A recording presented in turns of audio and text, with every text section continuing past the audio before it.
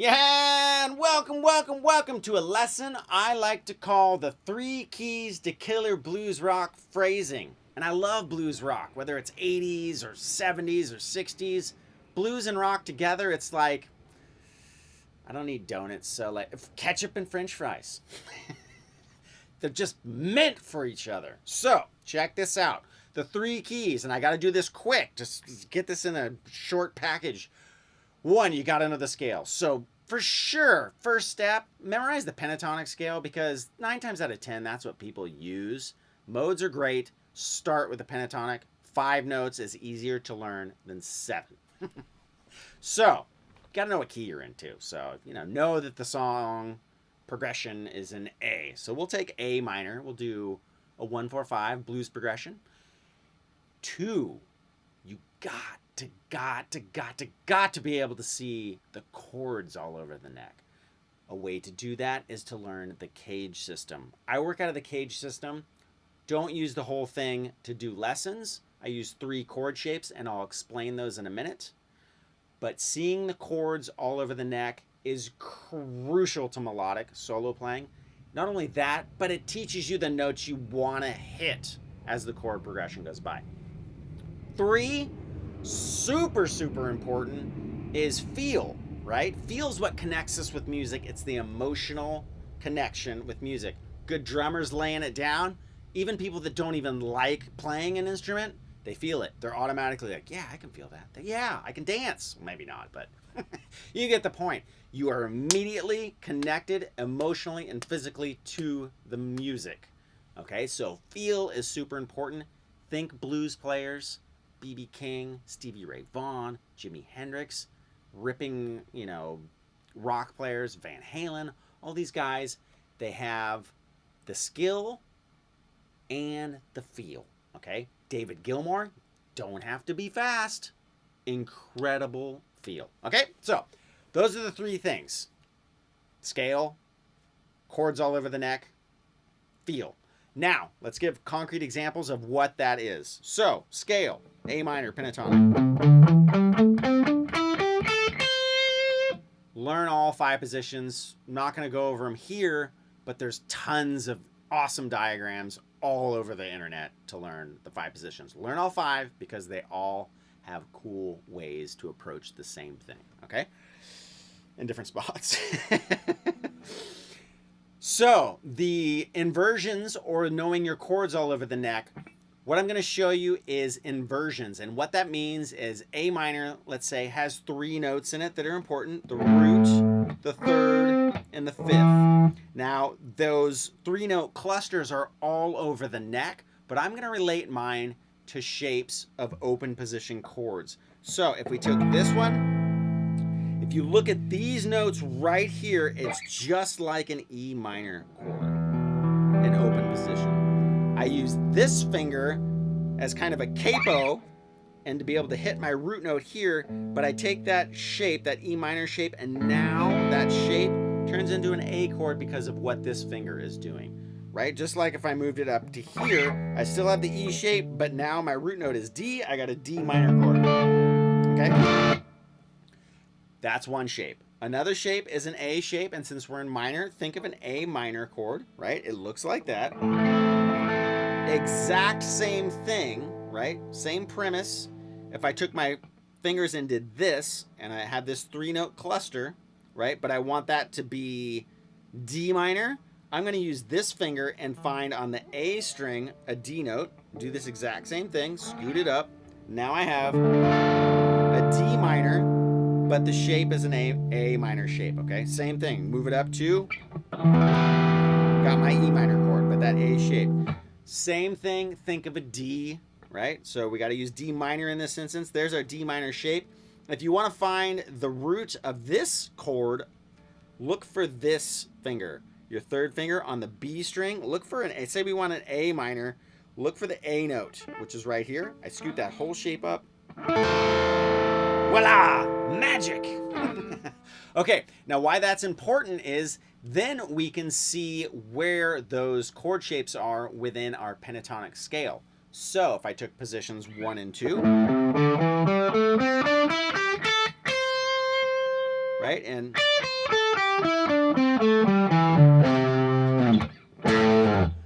within that space right there, I can use every single chord and find the notes I gotta hit by using one of those three inversions of those chords. A minor comes up. This is our one chord. Think of this. It's right over that first position pentatonic. So you can almost hit anything. Got a root, fifth, third, root, fifth, third, root. So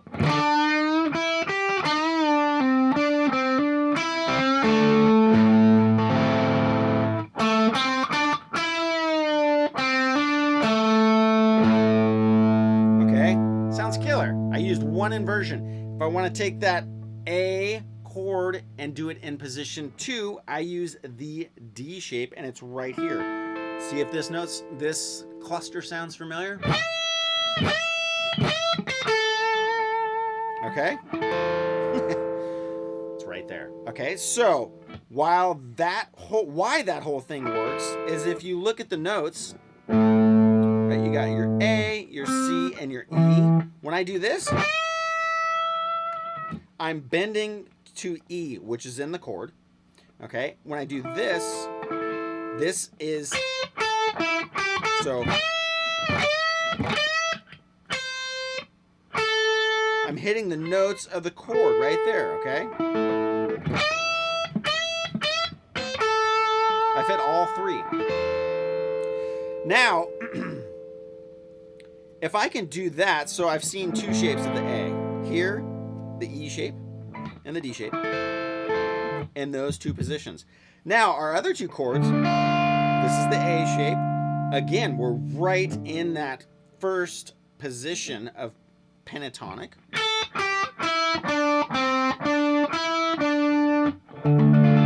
Right? So I'm going, right, because I have those notes. If I use this note, you notice it's not in the pentatonic scale. This is where one of the notes of the minor scale comes from. I can use it. It sounds great. Start to get that kind of Gary Moore vibe. If you don't know who Gary Moore is, please go look him up and do the blues playing. I mean, his 80s playing is ripping, but his blues playing, sick. Okay, so a little side note, a little tidbit, a little goodness, right? Okay, so we haven't even moved out of position 1, but we have all of our notes that we need to hit. Back to our A note. Watch, we can resolve. So we went. We need to get to our A. I didn't even move because I hit the root, the third, bent up to my E note, right? The fifth. And then went back to my root. I hit all three notes of my chords right there.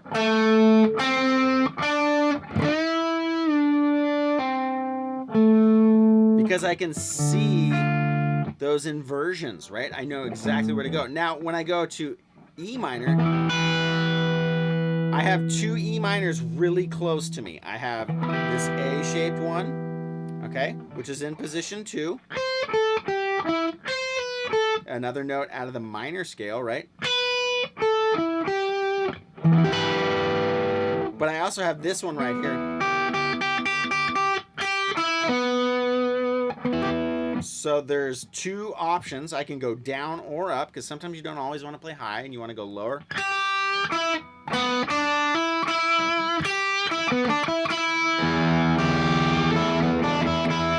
Back to my D. Back to my A.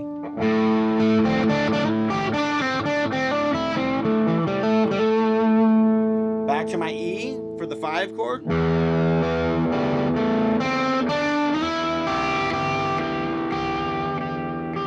And then resolve.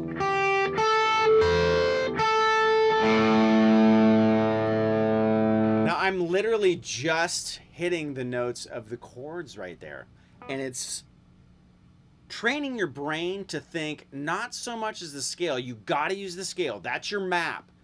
But the chords are the target notes or the destination. That's what it's all about. Seeing those chords within the shape. Okay? So once you got that, and look at it this way. I'll go over this really quickly. We can't do them all, but check it out. So we have, right?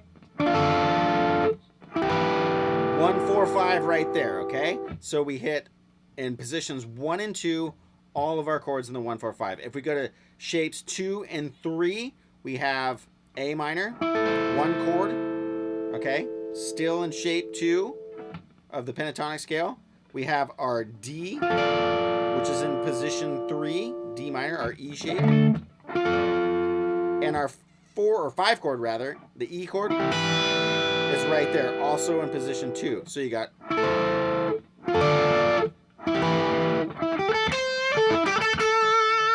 right, we got our D. And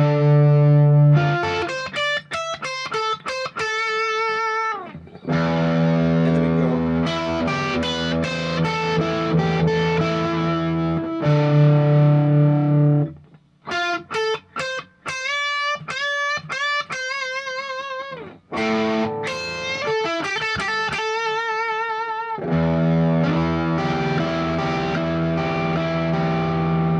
Okay, right there. So if we went to position 3 and 4, we have the A minor chord here.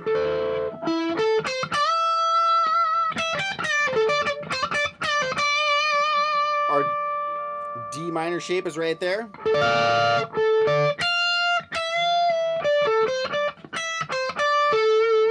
Back to our A minor. And then our E is right here.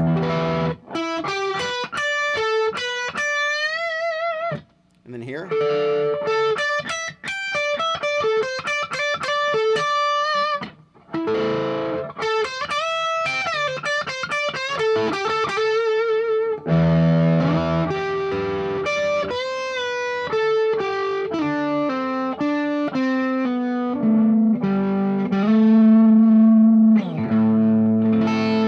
So that's how they all fit, right?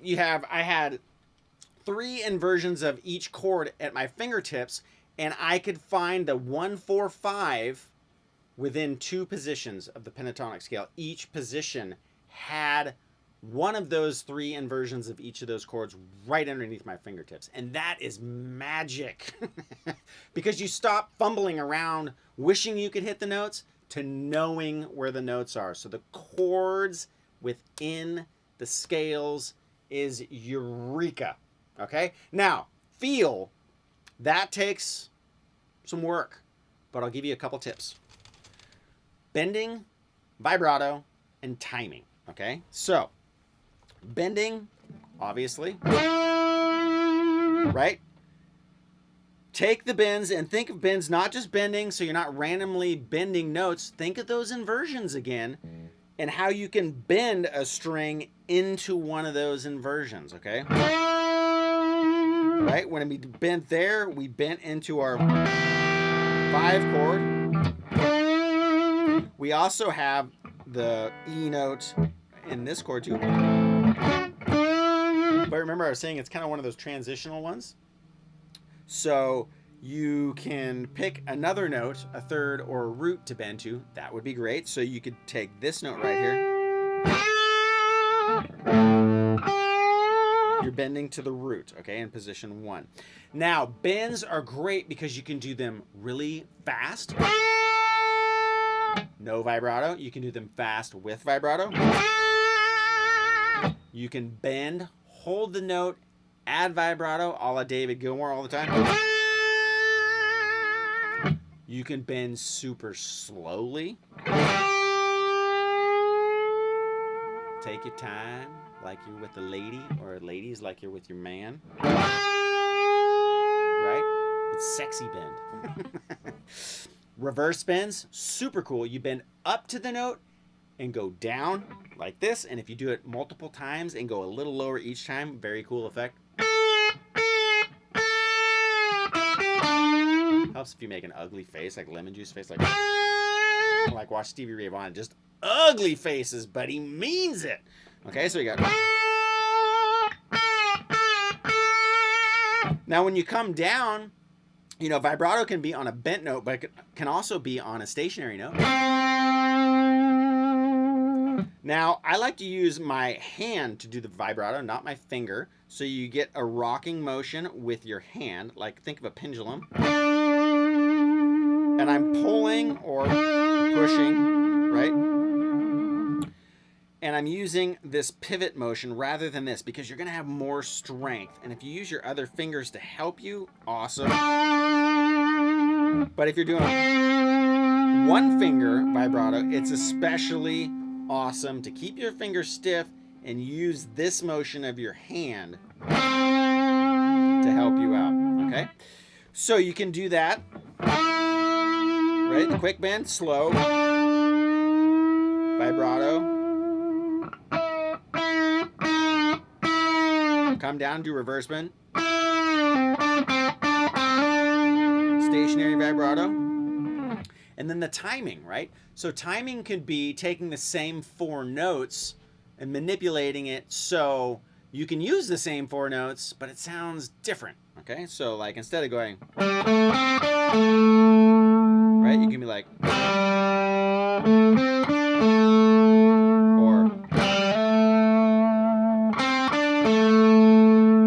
or hit the note a couple times.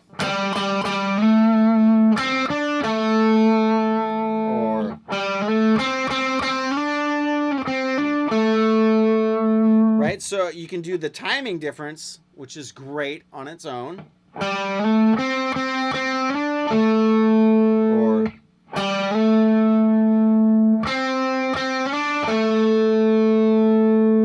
add the little bends, which I haven't gone over yet, but like just the little tugs. Like those little tiny ones, not a half step or a whole step, more like a quarter note. Right, so if you add those with the vibrato and the bends, vibrato,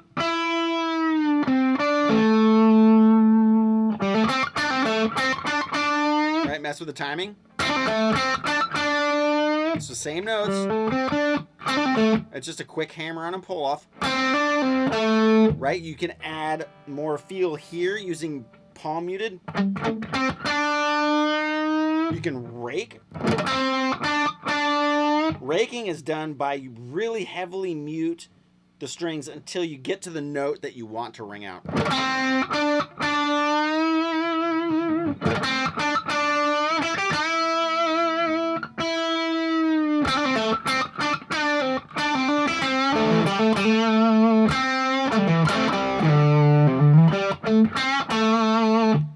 I went outside my 4-note cluster, but I played the same notes, so don't forget about the octaves.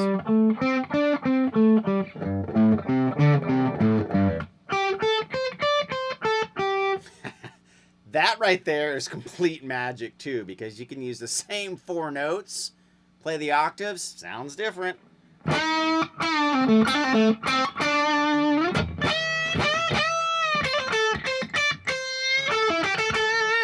Same 4 notes, mixed them up with timing, vibrato, voila! Completely different. Again, same notes. Added some pinch harmonics, little tugs.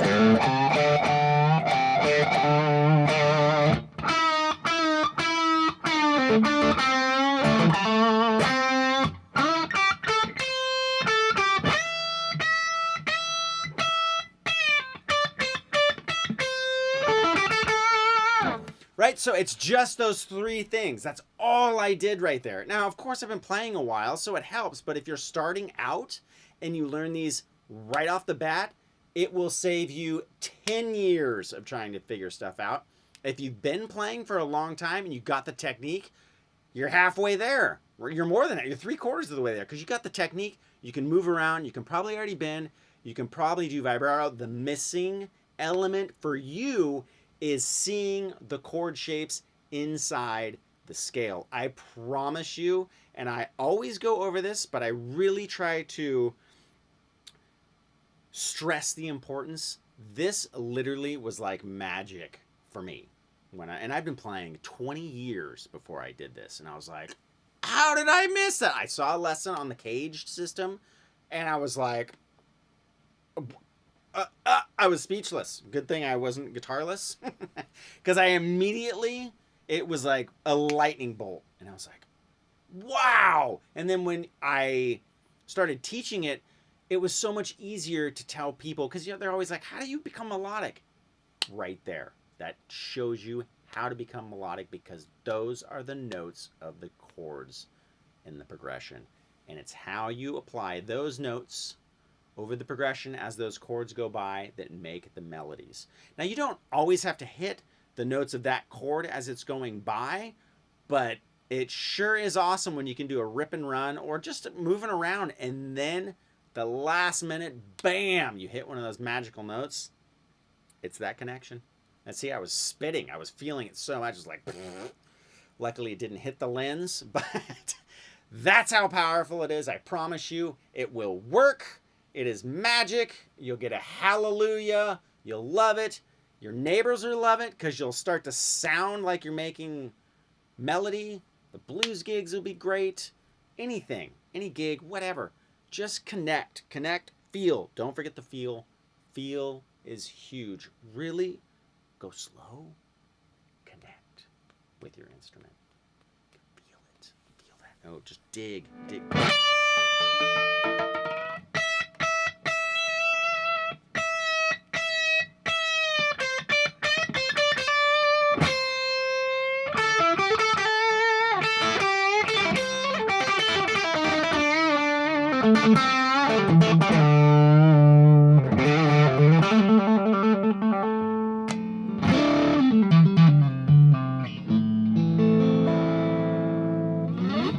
Magic. Catch you later.